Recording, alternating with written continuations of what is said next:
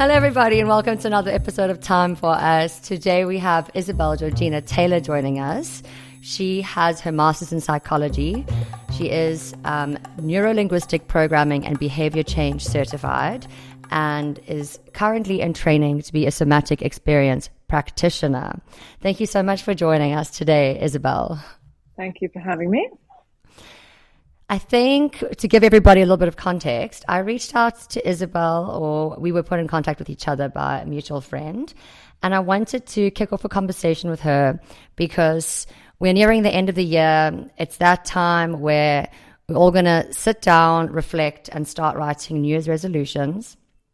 And I wanted to try get some clarity on the concept of New Year's resolutions as a whole, how we can approach it in the best way, what tools or techniques we can apply in order to try and be as successful as possible in our pursuit of these new goals or these personal evolutions. So before I get into that, I just wanted to maybe ask you, Isabel, if you could give us a little bit of an insight into like what you're up to day to day. Yeah, sure. So as I said earlier, I live in Athens. I moved from the UK. I was born in the UK and I moved here about 2 years ago. I was a designer, so I was working in design in the tech industry, basically in behavioural science research for the last 10 years or so since I was about 17, 18. And about halfway through that journey, I figured I wanted to like dive more into the psychology side of things. So I actually went back and did a master's while I was working, which was pretty hectic, as you can imagine. And then it built up from there, really, what I kind of wanted to study and the direction I wanted to take. That's when I did the NLP stuff, the behavioural change side of things. And then that's led me to where I am today. So I've left design for good in summer. And now I'm working full time through Instagram, basically as kind of you would call it an influencer, but I don't like to use that phrase. And I am currently basically building up a coaching practice with, my background and experience, and also in training to be a somatic practitioner, which is working with your nervous system and basically regulating the state at which you're operating at. So yeah, that's what I'm up to. My day to day is pretty easygoing, I would say. I get to plan my schedule and, fit the things in I want to do, which is very nice. Divine. What was your draw towards somatic experience, becoming that practitioner? Excuse me. Yeah, good question. So I had various types of therapy since I was a teenager, and it was a lot of talking therapy, so CBT, DBT, that kind of stuff. And I found that I just felt like I was talking about the things that were issues for me at the time, but I never really seemed to get anywhere. And that kind of triggered me to look more into, where do we hold trauma and where do we hold the things that happen to us? And it's obviously in the body. And that was when I kind of found out about somatic experiencing, and then went down that path for myself. So I started to have that. And that was around just after my master's, actually around the time of COVID. And it was really, really powerful. I found that was like the biggest change in about a year of having it versus the 5 or 6 years of therapy that I'd had before. So it really just inspired me to look more into it and to learn more about it, because it had such a profound effect on me. And then I moved to Greece and then continued that with a new therapist. And then it was really in the last kind of 6 to 12 months that I was like, okay, this is something I really want to pursue, because I've seen how powerful it is in my own life. And once you start to become aware of it, you can kind of see the state at which we are all operating at, and at which kind of our lives have this impact on us that keep us in this state of dysregulation. And it's not rocket science either. It's not like kind of some deep psychological analysis. It's literally like how you are being, how you're feeling, where you feel that in your body. It's pretty simple and anyone can do it. So that was kind of my journey into it, I guess, and yeah, where I'm headed with it. I have started personally now, leading up to 2024 writing a list of resolutions for myself, and then one of them is doing more therapy, actually. Nice. Yes. Nice. But also I'm not necessarily sure if it's specific to talking therapy. So I resonate quite a lot with everything that you've just said. And I wanted to also maybe segue off of that and ask, do you feel like there's potentially a correlation between our trauma and our capacity to self-actualize, in terms of just in relation to like the whole New Year's resolution thing? Absolutely. I mean, I would need to, don't quote me on this. I'm not a doctor. But for sure, basically the state, from what I have learned so far, at least, and from obviously my own experience with somatic therapy, the state at which we're operating at is dictated by what's happened to us so far, basically, and our ability to be able to deal with that and the capacity that we have in our nervous system to cope with what's currently happening to us. They use the illustration of a glass. It's like a glass of water, and it's not that the glass gets full when we basically have more capacity and our nervous system expands to be able to deal with more things. It's basically the glass gets bigger so it can hold more water. And as we heal and as we kind of regulate ourselves, that our glass keeps getting bigger and bigger, so we can hold more things and we can deal with more stress, essentially, which then allows us to be able to kind of do the things that we want in a more, let's say, like a more balanced manner, because we're not as easily thrown off by the things that would usually have perhaps triggered us. So it could be, if you're really in this state of stress, then if you have a late night and you don't get enough sleep, then that's going to tip you over the edge. Whereas if generally in all other areas of your life, you're kind of on track, you're feeling calm, you are doing the right things, then one bad night is less likely to tip you into that state of, whatever it manifests for in your life. I saw on your Instagram that you I think you've also been doing a little bit of wrapping up of 2023 content. And I saw that you shared your vision board. Yeah. So can you tell us about that? Yeah, sure. So that's something so I used to do vision boards when I was young. I'd have like a piece of paper on the wall and I'd draw pictures. I'm like an artist as well, so I love a bit of drawing, all that kind of stuff.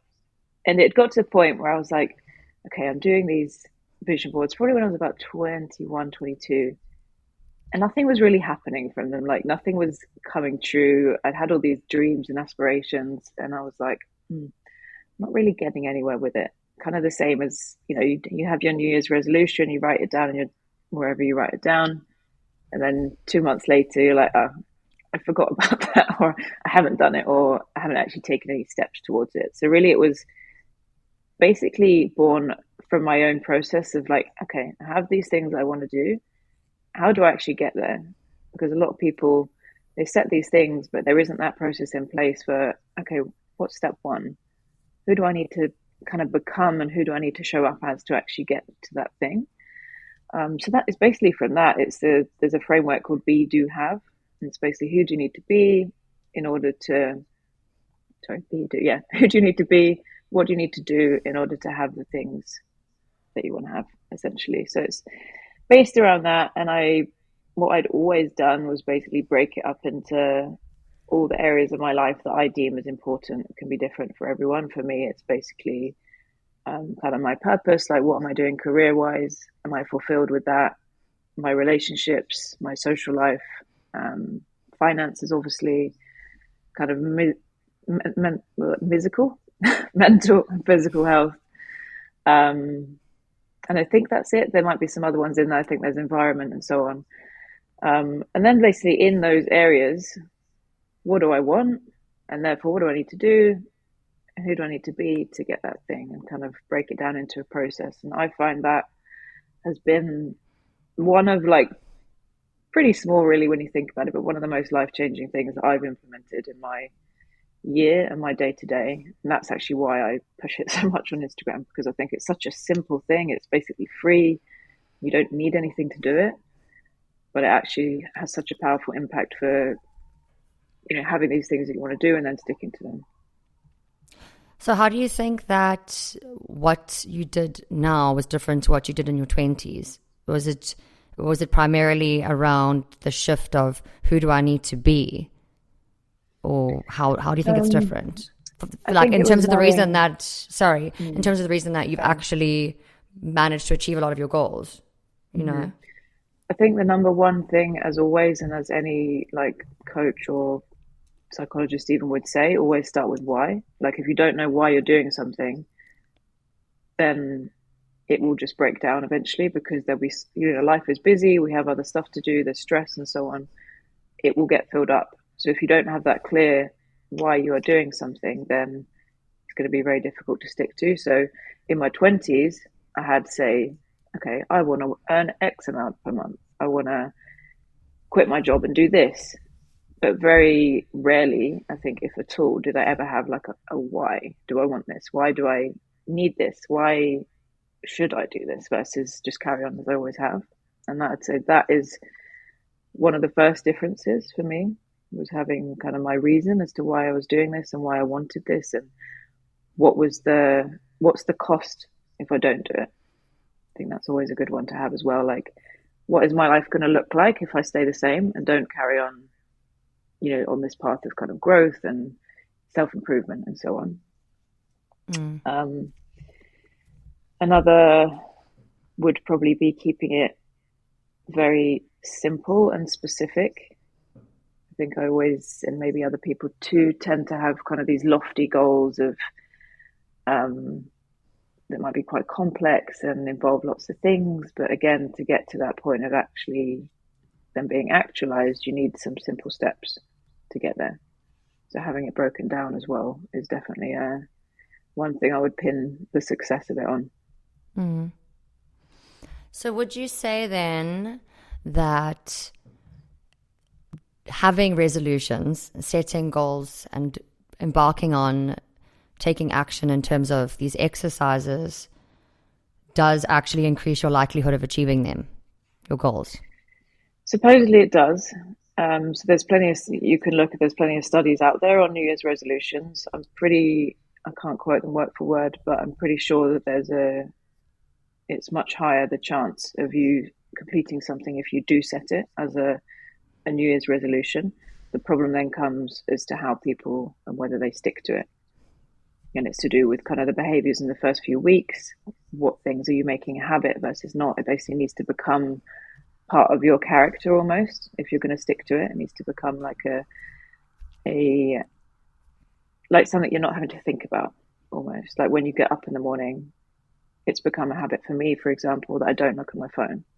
And now it's just nature. It's like my behavior. Whereas if you do a day where you look at your phone and then you do another day where you look at phone, it's going to be much harder to then get back into that cycle because your brain is then looking for that dopamine that it gets from the phone and you're not using it for something else. And that for me now, I get that same feeling of like satisfaction almost when I haven't looked at my phone, gone and had a cold shower or whatever, I've gone to the gym. I get that same feeling of enjoyment that I would get from, I guess, scrolling on Instagram first thing, for example. I feel like this is probably a selfish question, but as someone who's also trying to establish themselves and develop an online presence, how do you navigate spending time on your phone and when your career is so dependent on that? Let me get back to you on that one. It's hard. It's really hard, and it's like it's a learning process for sure. My screen time is about 8 hours a day, which is horrible. But at the same time, like you say, I have to be doing it. I'm creating Instagram content. I'm editing. I'm looking at inspiration. Very rarely am I actually scrolling. Like that's not 8 hours of sitting consuming content. I'm obviously doing stuff. Like I say, it's definitely something that I have to improve. That's actually in my kind of New Year's resolutions. It's being way more strict with it because I have addictive tendencies and I'm very, like, I will procrastinate. I'll do anything else other than the thing, even though I know why I'm doing it and so on. It doesn't mean I actually listen to my own advice sometimes. So yeah, it's basically having boundaries with yourself. It's like, okay, if I'm going to get on, I'm going to do an hour of solid work, maybe 2 hours of solid work. The phone needs to go away. Like if I don't need to be on it, then it needs to be in another room. Um, One thing that we've started doing is phones out of the bedroom. So we have like a traditional alarm clock rather than the phone. So there's actually no chance to even look at it anyway. It can really be that basic, like be Mm. strict with yourself, almost like you would a kid. Take the phone out of their room, put the screen time stuff on so you can't access. I mean, every day my like time limit for Instagram pops up, and I'm like, skip for today. Every day. What's really bad is when it's happened by like 9 a.m. So stuff like that, I'd say like do the practical things that you would kind of do with a child almost at first, and then slowly it gets easier. But it's definitely a work in progress. I haven't cracked it yet. Mm. I'm making a note of digital alarm or like some kind of analog alarm because that's Yeah, a yeah, great hack. yeah, for sure. Yeah. So, in terms of, you mentioned habits and that kind of thing. Now you've got me thinking. I feel like habits, maybe they're not as hard to form as I've, hyped them up to be in my mind. But I feel like it is quite difficult to form new habits. So, what would you suggest in terms of creating the opportunity or the best, possibility for you to build these new habits in order to achieve your goals? So, and also then maybe I'm just thinking out loud here. So we're saying like, determine why you want to do something. That's important. You have to understand why that's on your list of things to achieve. Then make it actionable and break it down. Also keep it simple. We don't want to make it overcomplicated. And then once we've gotten to that point, I'm like, that's almost the easy part. Like, Yeah, you're right. You're how right. the fuck do we get ourselves to build new habits? Like Yeah. what are some of the steps that you would say we could take? Sure. So I would use an example. I'm not a morning person, or I was never ever a morning person. I would snooze my alarm. I love to sleep in. I could sleep until midday every day if I had the chance. To like become a morning person and to start getting up and enjoying my mornings, I had to make my morning something I enjoyed. So it has to come with a reward, basically. Like you have to enjoy whatever it is you're doing, and you have to get some, whether it's dopamine or whatever other happy chemical or hormone you want to release. It has to be focused around that. So definitely make it something you like. It might be that you go out for a walk every morning and you go to your favorite coffee shop and get a coffee at the end of the walk or whatever. It might be that you want to get up earlier. You're also not a morning person like me, so you need to have something that you're going to look forward to. It might be, I don't know, your favorite breakfast that you're going to make for yourself. It might be um, anything basically that you enjoy. So that would definitely be one thing. And then the other thing is you have to repeat it. If you're, like I said about the phone in the morning, if you do something there's some science behind, there's a really good book, Atomic Habits. It's all the rage on Instagram. That's a very good one. I think in there he talks about if you break it for a day and then a second day, it's so much harder to get back to it than it is if you just have the one day off and you're like, no, I'm going to stick to it. So don't have a break for whatever you're doing for more than one day. Otherwise, it's much harder to get back into it. Um, yeah, I think those would be my main learnings from becoming a morning person. I have Atomic Habits on the shelf here as well. Oh yeah, I haven't finished have you read reading it? it. No, I Don't have worry, not. neither have I. So I've I read haven't a finished few reading any pages. books. Yeah, I've read a few pages, but I haven't read. I think I just felt too personally attacked. I was like, no, no, no. It's true. It's true. What would you like? What are some of your resolutions this year? Would you say? Yeah, good question. So one, like I said, around the phone, I have got very bad at procrastinating, and what I'll do is I'll still be working, but I'll be doing other stuff on my phone. It might be like I'll need to create content, for example, and I will go and answer all my emails, or I will go and rearrange my apps or something stupid like that. Like I'll go through my photo album and get rid of all the photos I don't need. It's not stuff that's, I need to do it, but I start to do the other things around it because, just classic procrastination basically. So for me, it's being more strict with my phone. I think it's going to have to be like I said, phone out of the room. Yeah, for when I'm time blocking work. So that will be kind of being a bit more structured with my day as well. So setting myself kind of focus time where I'm not doing anything else. I don't have anything else open. I'm focused on one thing because I tend to dart around. I think many of us do that, especially if you're in kind of a bit more of like a stress state. You'll try and do lots of things but actually end up doing nothing. So that'll be another one for me, is focusing on one thing at a time. Let's think. I haven't actually sat down to do my 2024 vision board yet, but this is a good pre-preparation. Yeah, so phone focus time. One that I started last year and I got a little bit lax with towards the holidays now was that I stopped social drinking completely. So I cut out alcohol. My rule was apart from on holiday, and then it slipped into it only in the last like 4 weeks probably because it's Christmas. Yeah. Then it was like Christmas is holidays. But I tell you what, that was without a doubt the best habit that I started last year. It's not like I was drinking loads before. I didn't have a problem or anything, but it was just that kind of a couple of drinks on Tuesday, a couple of drinks on Wednesday, drinking on the weekend.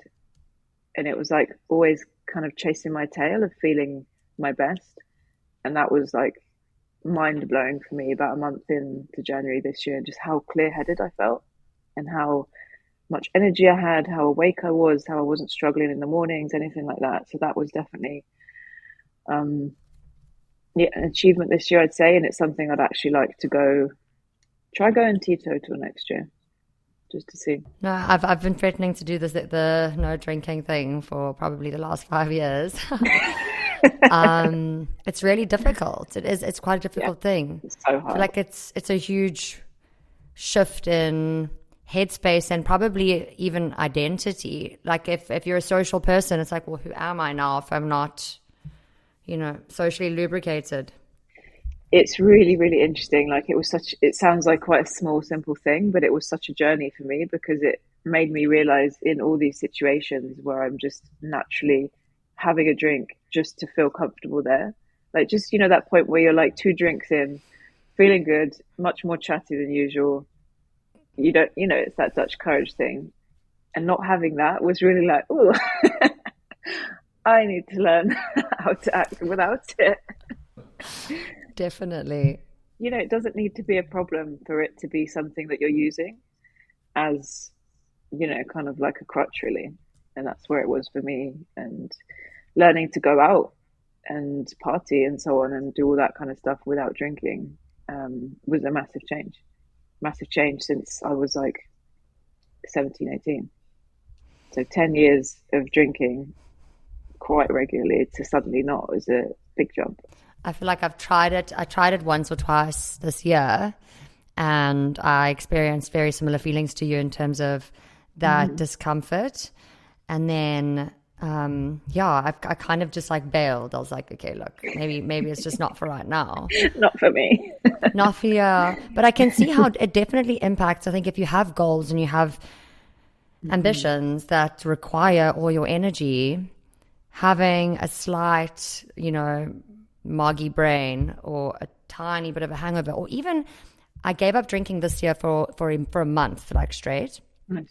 And in that experience, I was like, I have so much free time. Like, I just have time now. I can sit and work behind my laptop. I can exercise maybe twice a day. I can go to gym and I can go for a walk because now instead of going for drinks, which consume like 6 hours or 5 hours at a time, I'm like, well, what else can I do with my time? So I feel like it's becoming a big movement as well. I notice more and more people doing it, and Mm, more young people as well, which is really interesting and pretty nice, I think. For me, it was like I spent so much time in my early 20s in bed because I was hungover or whatever, like recovering basically, like whole weekends. I'd go out on Friday, come back some point on Saturday, and then I'd be still feeling it on Monday. mm, And to just think of like all that time that I spent, and fine, it was fun. I had loads of fun. Like I don't regret it, but at the same time, now I'm in a mode where I'm like, I need to focus, I need to get on. I'm studying, I'm working, I'm building a business. These are things that I cannot do behaving like I was. And it's not that much, there were times when my behavior was probably less than less than good, let's say. Um, but I just think it's like that next level of stepping up. I agree. I can see that. It's funny. I'm like taking notes of all your all your personal goals. I'm like, this is a good one. It's hard though. It's really hard. Like now, the last few weeks, I've been like, oh, it's Christmas. Everyone's going out for drinks. And the funny thing is, here in Greece, they stop. It's not the case in England or anywhere else, but they stop serving soft drinks at like 7 p.m. So you can't get tea, coffee, anything like that in the evening because otherwise Greeks would sit and drink coffee all night, basically. So they stop and you basically have to order alcohol. So the only thing I can end up having is like, I'll order a mocktail or like a sparkling water and lime or something. And I'm like, well, this is lame. Yeah. So I think there's lots of things you kind of have to be aware of, and it's like going to a place where they serve good non-alcoholic drinks, stuff like that. Maybe have a friend that's also not drinking, all that kind of stuff. Yeah. We could have a whole episode on that on its own, I think. Oh no, goodness gracious me, definitely. Like definitely. It's a much greater topic to be unpacked. I also think South Africans have a huge drinking culture as well. So Brits do as well. Yeah, mm, I've not been to South Africa, but from what I hear, it's pretty similar to Britain. yes. Would you say that there are any psychological techniques that someone could use or utilize towards attaining their goals? Yeah, I mean, there's probably many. Um, One would be to always focus it around the positive.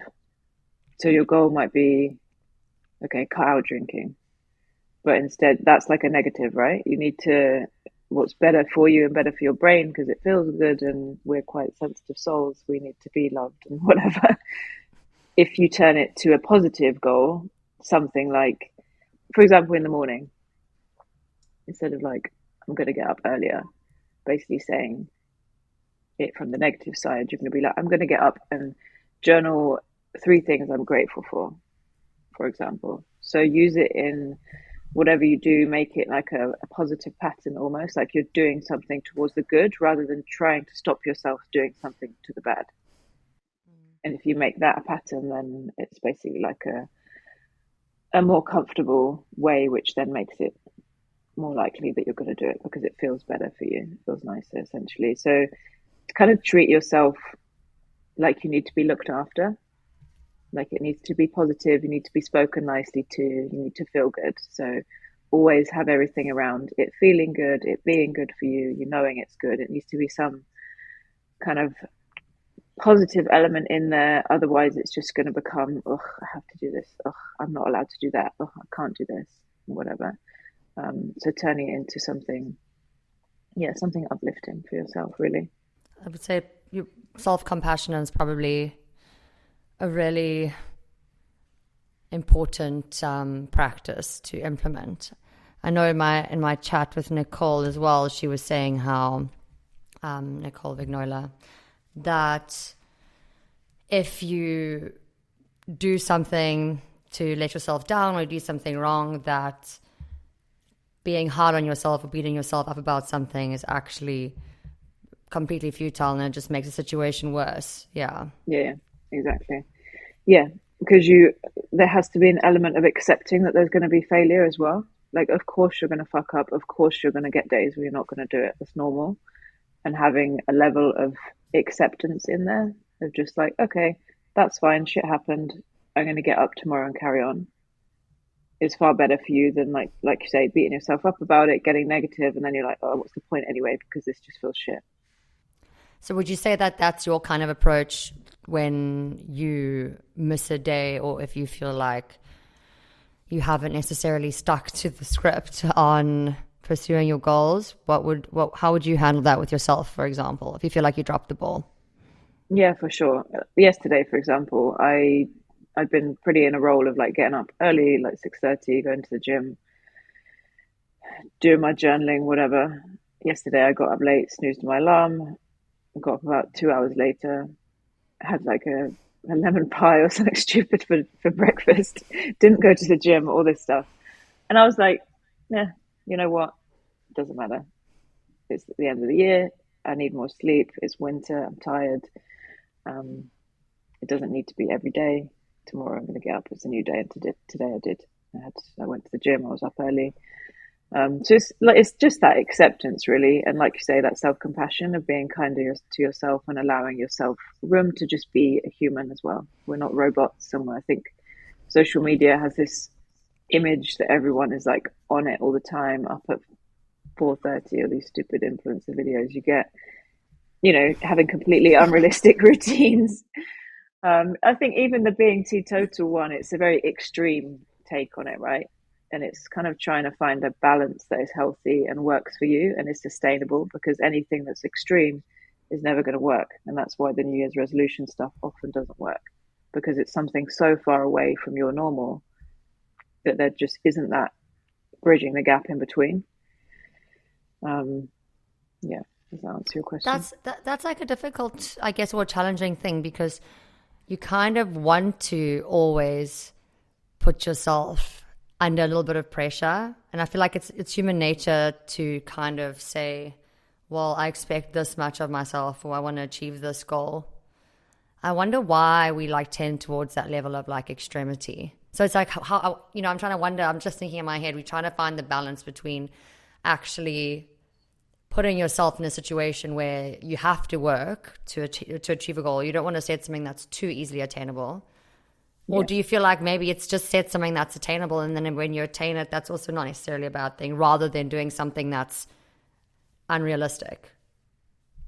I think that's why what is often considered the better way to do it is have like macro goals, for example, and then micro goals. So you'll have like the big overarching goal, for example, of, I don't know, doing a month of 10,000, whatever your currency is, for example. You're not going to just go out the next month and earn 10 grand. You need to have some kind of steps in between that would be maybe, okay, I'm going to get a client for X amount of money. I'm going to do X hours of work a week in this field. I'm going to have 5 clients that pay me X amount, and so on. So you need to have like the smaller ones in between that build up to the bigger one. And then even if that bigger one seems unrealistic, it's actually become doable because you've got those steps in between. So I think that's very important, of not just whacking yourself these great big goals with no kind of smaller parts to them. Yeah, I hear you. I feel like I've done that so many times where I would like sit down and I'll be like, I'm going to earn 50,000 Rand a month and doing no, no, no, no. And then I'll just be like, cool, well, now that I've said it. That was actually, it's funny, that was the one for me that triggered this vision board that I created this year, because I had that on my vision board like for the last like 4 years, and obviously it never happened, because every year I was like, okay, I'm just going to get a new job and see what happens. But I never actually sat down and was like, okay, how much work do I need to do? How many clients do I have to have? What does my day rate need to be per day? It's always like a science to, okay, how do I get to this point? What's the equation that gets me to there, like gets me to that outcome? So that was the difference, having those added steps that equated to that overall outcome. I've also had that money one on and like written it down so many times. And I mean, it makes sense now as to why it probably just doesn't materialize if you can't just like put your pen to paper and hope, cross your fingers, and yeah. That's literally what I did. I was always like, okay, I'm just going to pray. I'm just going to Manifest it. I know. Oh my gosh. I think there's a big issue, I think, because I think young people especially are so impressionable, like our age and below, of thinking that you just manifest yourself £10,000 or, a six-figure career and so on. Like, it doesn't just come out of thin air. You can't just write it down. And they do this like repetition journaling where you write down, I am rich, I am rich, I am rich. Like, it's not gonna, it's not how it works. And I think I try and be quite blunt with that sort of stuff of like, you need to put work in. It's not just gonna magic out of your fingers kind of thing. Yeah, guilty as charged of that one as well. Me too. Yeah. Okay. So, do you feel as though you would, based on all of this, advocate for people to do to set goals for the new year and to, I guess, yeah, like aspire to be a different version of themselves or a better version of themselves? I mean, you don't have to. You're welcome to stay the same, and it doesn't affect anyone apart from you. And on that note, then of course, I would always push for growth and like an evolution of yourself as you are. It's not that you're flawed and there's things that you need to change to be enough. It's more just how can I kind of become more of who I am, really. Like, how can I deepen my connection to myself, to other people, to the work I want to do, to my purpose, and so on. You don't get to some point where you're like, okay, I'm done now. I don't need to do any more therapy. I don't need to do any more improvement or whatever. I think it's a lifelong process. And if you have things you want to do and places you want to get to, then you will need to set yourself goals of some kind. It's because, like we said, it's not just going to happen out of nowhere. And I think that's why many people go years and years not getting where they want to get to, because they don't set themselves something to work towards, and they don't have a path towards that thing. So yeah, of course, I'm an advocate for that, and for whether you do it, you could have a vision board. You might have there's like scripting which you can do, which I include in my vision board, where you basically write about your reality when that thing has happened. So you write about how it feels and what it looks like and how you show up every day and what your kind of day to day looks like. So you kind of almost create yourself stories. It's a bit like lying to yourself, except you start to believe it. Yeah, I'm a massive advocate for that, and that's why I post the kind of stuff that I do on Instagram, because I believe it's powerful and it's free and it's not rocket science either. It's just having a bit of discipline and having enough self-respect, I would say, to go after the things you want more than the things that you would like in the very near future. It's kind of switching up that the short-term pleasure, for the long-term result. I feel like on the comment on the thing you've just said now about lying to yourself, there is, from what I've also read, and I wouldn't be able to give an exact citation, but the act of like visualizing and going into that future scenario does release chemicals and like has a physiological response in your body. Yeah. Even gratitude journaling, I think that's why they say having gratitude or doing a gratitude practice is so important, because it's like self-soothing. You kind of shift your internal landscape a little bit, which I guess then directly impacts the way that you'll go about your day or the way that you'll approach a task or something going forward. Yeah, it's basically like somatic therapy, but for yourself, because you're putting yourself in that state of where you are enjoying, where you're happy, where you're safe, where you're feeling good. And that's the idea, that you get yourself to that state so you feel like that, and then everything you do is naturally going to be better.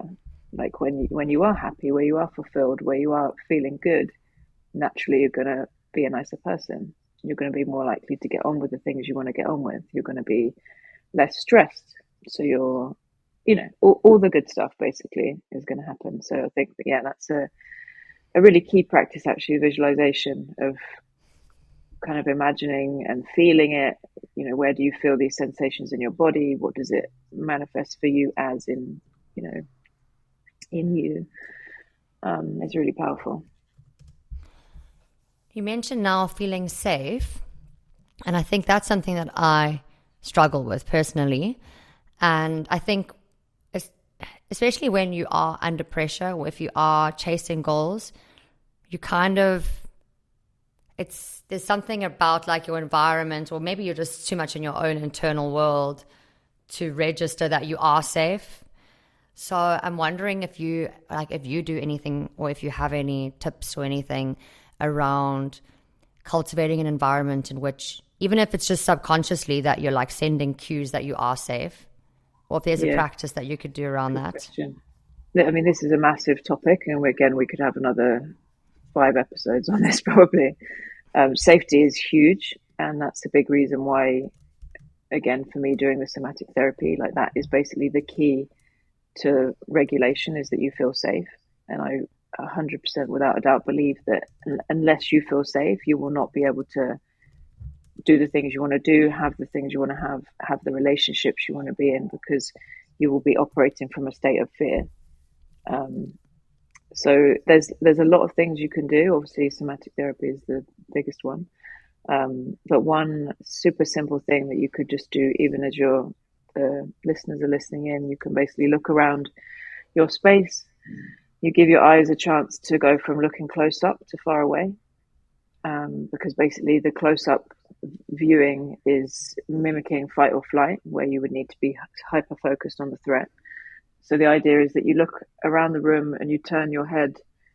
As you do so, you turn your chin, your nose, wherever your eyes go, and you look around you and you just take stock of what is there. So you just notice the things. It might be plants, it could be the table, it might be how far the wall is away from you. And it's basically just to orient yourself in the space. And you can obviously do that wherever you are. You could be walking, and it's just noticing what's around you, so that builds up this feeling of, what's there. There's nothing that you're unsure of, or that could be coming to get you, that kind of thing.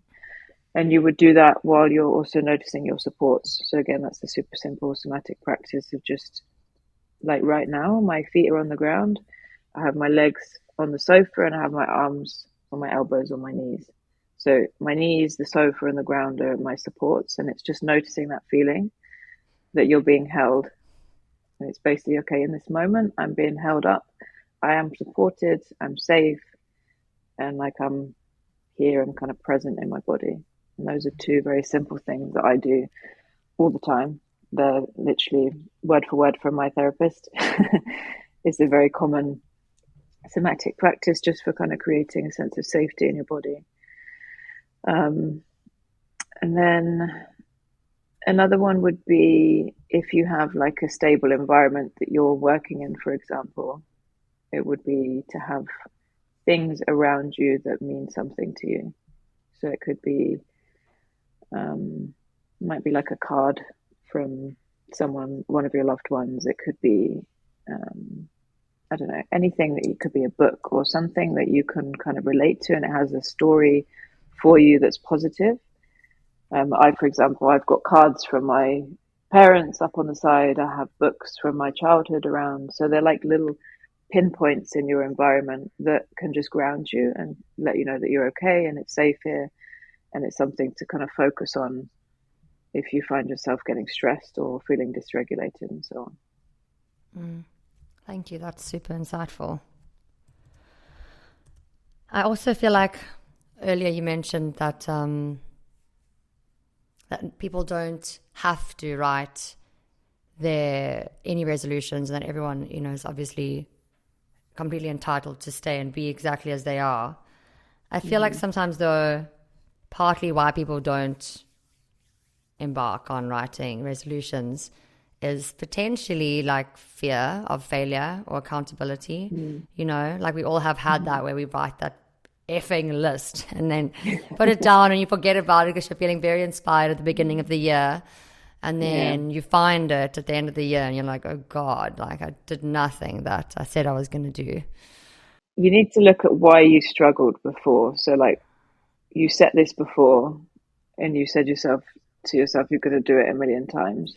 So like why didn't you do it? Like what were the issues that you came up against? Was it that you didn't have enough time to do it? Was it that you had pushback from someone close to you? Was it that you, I don't know, whatever it is, basically. So like understanding is not rocket science again. It's just like, okay, what did I do? What went wrong? What can I do next time that's going to be different to caveat the things that could go wrong? It's not, not super complex. Okay, well, I feel like we've covered quite a lot, actually. But I wanted to maybe circle around to some final thoughts and then just ask you if you have any like final tips or insights or anything that for our listeners who are considering doing New Year's resolutions. Sure. Yeah, of course. One thing would be to definitely use, like, if you are going to set them, have them up somewhere where you can see them. Whether that's going to be your wallpaper on your laptop, like your desktop screensaver, so you're going to see it every day. Whether it's up on a poster next to your bed, whether it's on a little whiteboard on the fridge or whatever, have it somewhere where you're constantly seeing them. And even if you're not, I could say, yeah, take 5 minutes every morning to look at them, but sometimes that's not going to happen. Even if you're seeing it and not actively looking at it, you've just got it kind of there in the back of your mind. It's like in your subconscious almost. That's really useful. So that just they're constantly there. And another one would be to make sure you use a framework of some kind. So whether it's the be, do, have that I mentioned, it might be there's like SMART goals, which are specific, measurable, achievable, what's the result, time oriented, I think. Use some kind of framework to just kind of keep a boundary around them so they don't end up sprawling into this endless thing. Like make them specific, make them achievable, have like, yeah, something that you're working with to shape them. Otherwise they can get out of hand. I think. What else? I think have a backup plan, like when things go wrong or when something just isn't going to happen. For example, like I was starting a podcast for the last year. I've only just managed to get around to it in like the last 2 weeks of the year because stuff happened. The person I was doing it with, it didn't work out with. And we were in different location. Like it kept having to flex and change, and it has. And eventually we've got there. So yeah, accept that there's going to be changes and have kind of a plan in place for when those changes happen. Awesome. Isabel, thank you so much for your time. This was divine. Right, thank you. Thank you very much. Thank you. I really appreciate it. Thank you, everybody, for listening and joining us for another episode of Time for Us. New episodes are released fortnightly on Wednesdays. If you enjoyed this podcast, please will you rate it on Spotify, follow me on Spotify, and follow Isabel as well. I will leave a link to her profile on Instagram in the description of this podcast. Thank you very much. Bye. Bye.